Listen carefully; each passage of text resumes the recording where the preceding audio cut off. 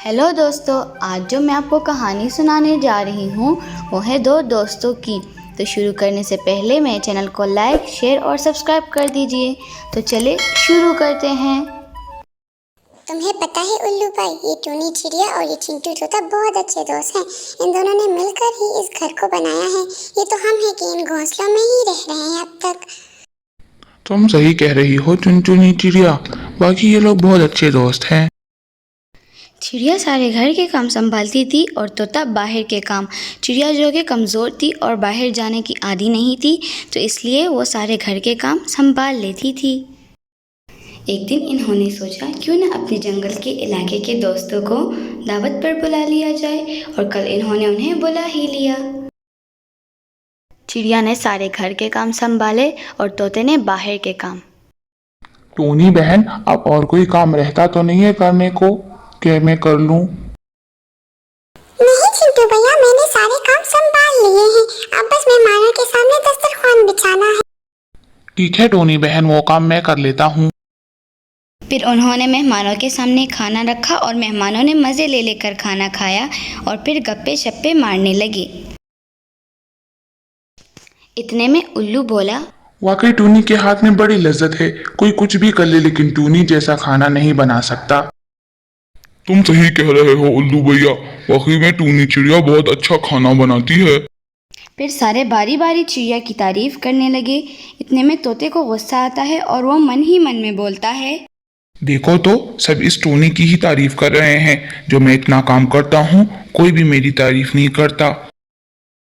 फिर टूनी रात का खाना रखती है और तोते को बुलाती है। चलिए चिंटू भैया, मिलकर खाना खाते हैं। मुझे नहीं खाना खाना, खुद खाओ। मेहमानों के सामने तो इतना इतरा रही थी। लेकिन मैंने क्या किया? तुम मुझसे पूछती हो कि क्या किया? मेहमानों के सामने इतना जान दिखा रही थी और मेहमान भी सिर्फ तुम्हारी ही तारीफ कर रहे थे।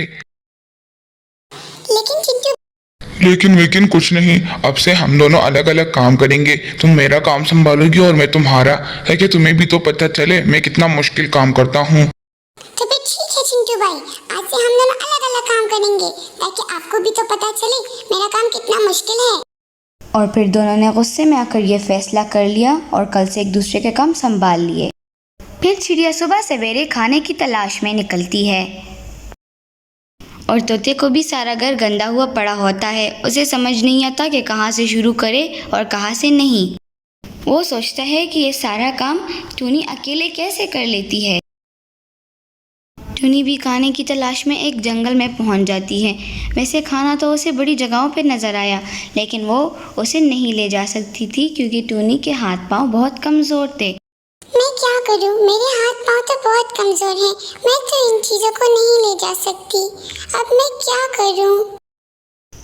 टूनी खाली हाथ घर लौटकर वापस आती है और उसके पास कुछ भी नहीं होता, और तोते को भी घर वैसा का वैसा ही पड़ा हुआ होता है।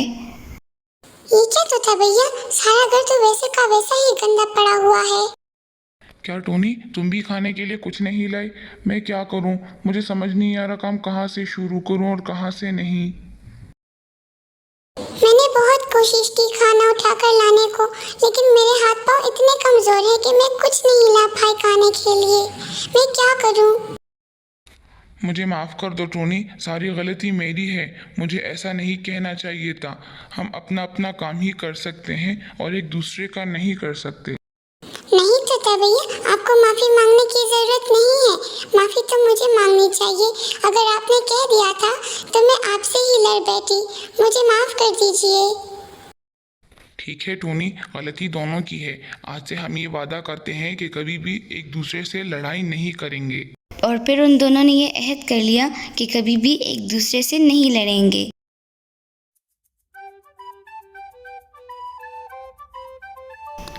फिर टूनी और तोते ने मिलकर सारे घर को साफ कर लिया।